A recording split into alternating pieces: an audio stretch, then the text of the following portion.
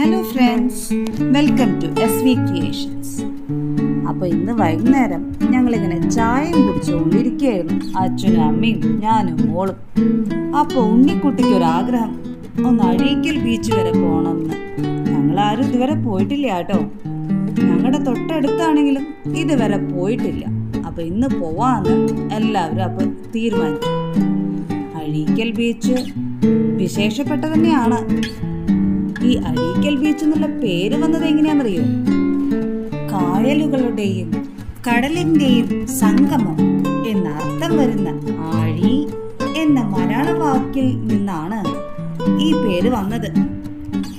അറബിക്കടലിന്റെ തീരത്ത് 800 മീറ്റർ നീളമുള്ള ബീച്ചാണ് അഴീക്കൽ ബീച്ച്.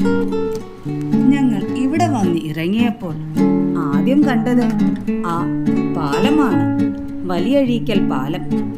ഇതിന്റെ പ്രത്യേകത എന്താണെന്നറിയോ? നമ്മുടെ ഏഷ്യയിലെ ഏറ്റവും നീളമേറിയ രണ്ടാമത്തെ വില്ലുപാലമാണ് ഇത്. കൊല്ലം ജില്ലയിലെ ആലപ്പാട് ഗ്രാമത്തിലെ അഴീക്കൽ ബീച്ചും ആലപ്പുഴ ജില്ലയിലെ ആറാട്ടുപുഴ ഗ്രാമത്തിന്റെ തീരപ്രദേശമായ വലിയഴീക്കലിനെയും തമ്മിൽ ബന്ധിപ്പിക്കുന്ന പാലമാണ്. ഇവിടെ നിന്ന് നമ്മൾക്ക് ആലപ്പുഴയിലെ വലിയഴീക്കൽ ലൈറ്റ് ഹൗസ് കാണാം. ഇത് ഇന്ത്യയിലെ ആദ്യത്തെ പെന്റഗൺ ആകൃതിയിലുള്ള ലൈറ്റ് ഹൗസ് ആണ്. കേരളത്തിലെ രണ്ടാമത്തെ ഉയരം കൂടിയതും കൂടിയാണ് ലൈറ്റ് ഹൗസ്. അഴീക്കൽ ബീച്ചിനെയും അഴിമുഖത്തെയും അഭിമുഖീകരിച്ചാണ് ഉള്ളത്. ഇതെല്ലാം ആസ്വദിച്ചുകൊണ്ട് നിൽക്കുമ്പോൾ ഞങ്ങള് ഒരു ഫാമിലി സ്പീഡ് ബോട്ട് റൈഡ് ചെയ്യുന്നത് കണ്ടപ്പോൾ ഞങ്ങൾക്കും കൊതി വന്നു. ഉണ്ണി പറഞ്ഞു, അമ്മ നമുക്കും പോവാം ബോട്ട് റൈഡിന്. ശരി, ഞങ്ങളും തയ്യാറായി. ബോട്ട് റൈഡിന് പോണ സമയത്ത് നമ്മൾ ലൈഫ് ജാക്കറ്റ് മസ്റ്റായിട്ടും ഇടണം. അവർ നമുക്കതെല്ലാം തന്നു, നമ്മളതെല്ലാം ഇട്ടു. സ്പീഡ് ബോട്ട് റൈഡിന് ഞങ്ങളും തയ്യാറായി കയറുന്ന സമയത്ത് കുറച്ച് പേടിയെല്ലാം ഉണ്ടായിരുന്നു. പക്ഷെ അവർ വളരെ ശ്രദ്ധിച്ചാണ് എല്ലാം നമ്മളെ കൈ പിടിച്ച് കയറ്റുന്നു. അച്ഛൻ കുറച്ച് പ്രായമുണ്ട്, അച്ഛനെയും അവര് വളരെ ശ്രദ്ധിച്ച് കൈ പിടിച്ച് കയറ്റി. നമുക്ക് ഇഷ്ടമായി കേട്ടോ.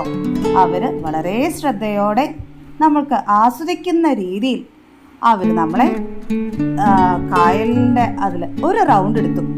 ഒരു റൗണ്ടിന് ഒരാൾക്ക് 200 രൂപയാണ്. ആസ്വദിക്കാൻ പറ്റൂ കേട്ടോ, നല്ല രസമാണ്. ഓടിക്കുന്ന ആളെ നമുക്ക് വിശ്വസിക്കാം. അവർ കുറച്ച് എക്സ്പീരിയൻസ് എല്ലാം ഉള്ള ആളാണ്. സത്യൻ എന്നാണ് പേര്. നല്ല സേഫായി നമ്മളെ ഒരു റൗണ്ട് എടുത്ത് കരയ്ക്ക് കൊണ്ടുവന്നു.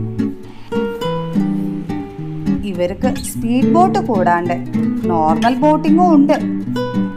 നമ്മളിപ്പോ പോകുന്നത് ഒരു റൗണ്ട് എടുക്കാനല്ലേ.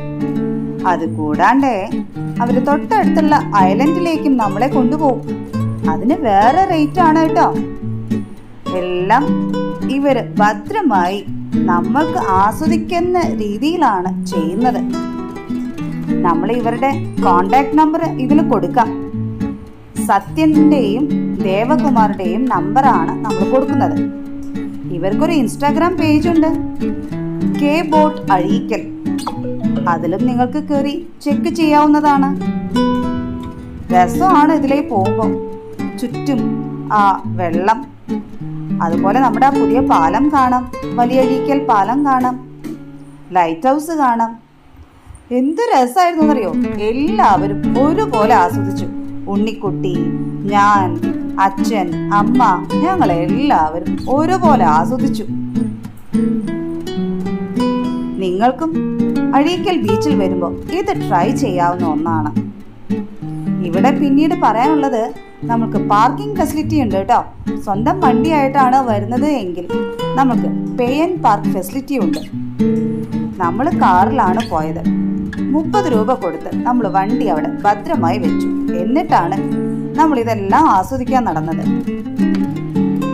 അങ്ങനെ ഞങ്ങളുടെ ബോട്ട് റൈഡ് കഴിഞ്ഞു. ഞങ്ങളെല്ലാം ഭദ്രമായി കരയിലേക്ക് കയറി.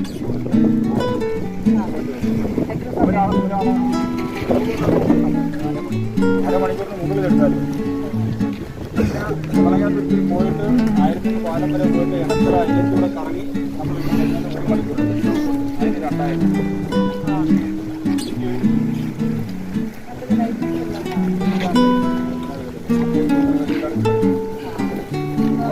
എല്ലാം ഞങ്ങൾ തന്നെ. കോൺടാക്ട് നമ്പറിൽ വിളിച്ചാലേ ആ കോൺടാക്ട് നമ്പർ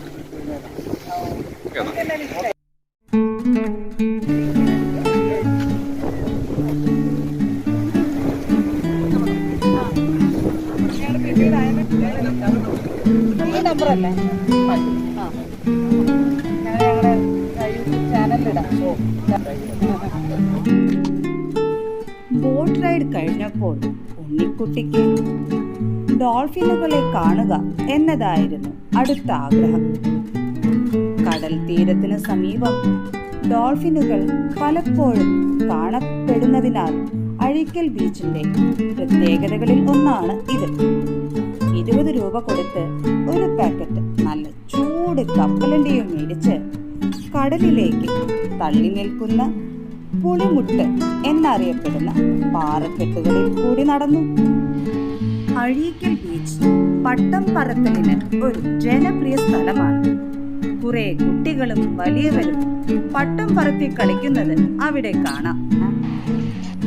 വാങ്ങിച്ച കപ്പലണ്ടിയും കുറിച്ചുകൊണ്ട് കുറച്ചു നേരം നമ്മൾ വഴിയരികിലുള്ള ആ സ്ലാബിൽ ഇരുന്ന് കപ്പലണ്ടി കഴിച്ചു, പ്രകൃതി ഭംഗി ആസ്വദിച്ചു, കുറച്ച് കുശലാന്വേഷണങ്ങളെല്ലാം നടത്തി.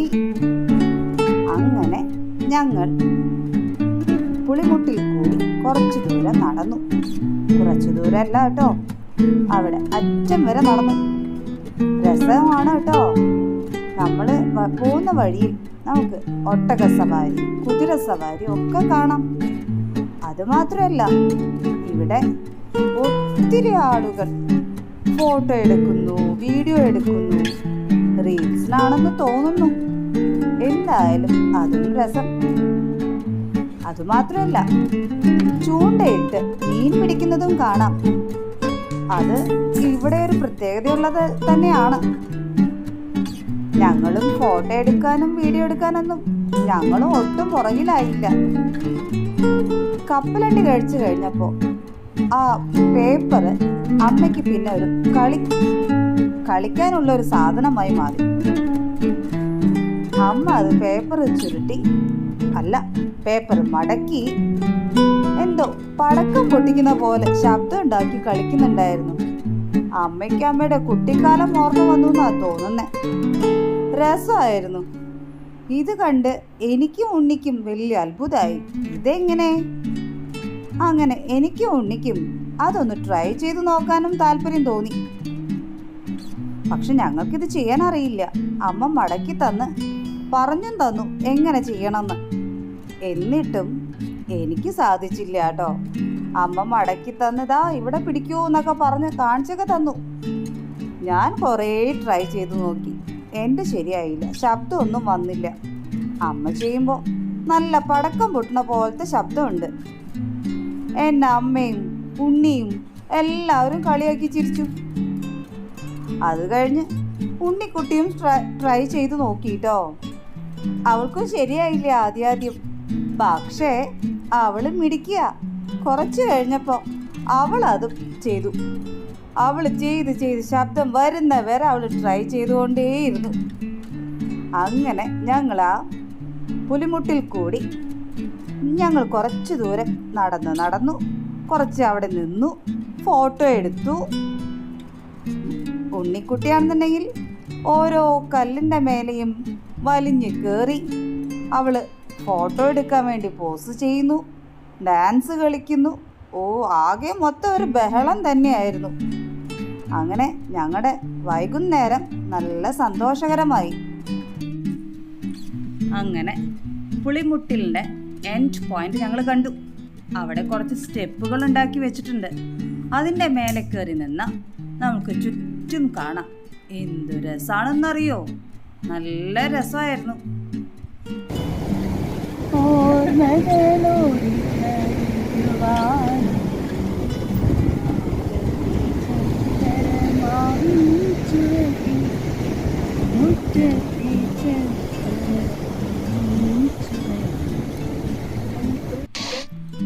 പുളിമുട്ടിൽ ഞങ്ങളെല്ലാം ആസ്വദിച്ചു കഴിഞ്ഞു.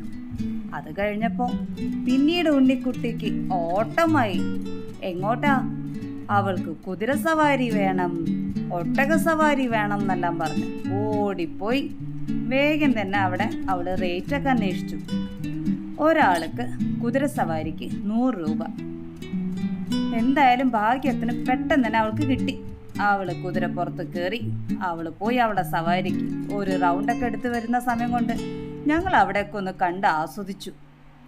ബാക്കിയും ഇതുപോലെ വേറെയും കുതിരകളും ഒട്ടകങ്ങളും ഒക്കെ ഉണ്ട് കേട്ടോ.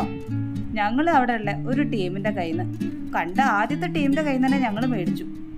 സവാരിക്കുള്ള ബുക്കിംഗ് കൊടുത്തു.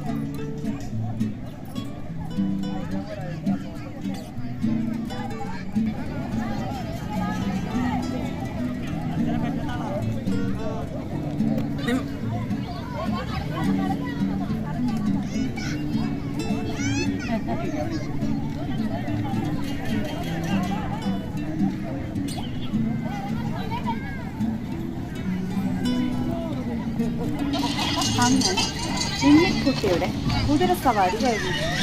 അടുത്തത് ഒട്ടക സവാരി. ഒരു ഒട്ടകത്തിൻ്റെ മേലെ 2 പേർക്ക് സുഖമായിട്ട് കയറാം. അമ്മയും ഉണ്ണിയുമാണ് കയറിയത്. എനിക്ക് കയറാൻ പറ്റുന്നുണ്ടായില്ല. ഒരാൾക്ക് 100 രൂപയാണ് ഒട്ടക സവാരി. ഇതും കുതിര സവാരി രണ്ടും ഒരാളുടെ തന്നെയായിരുന്നു.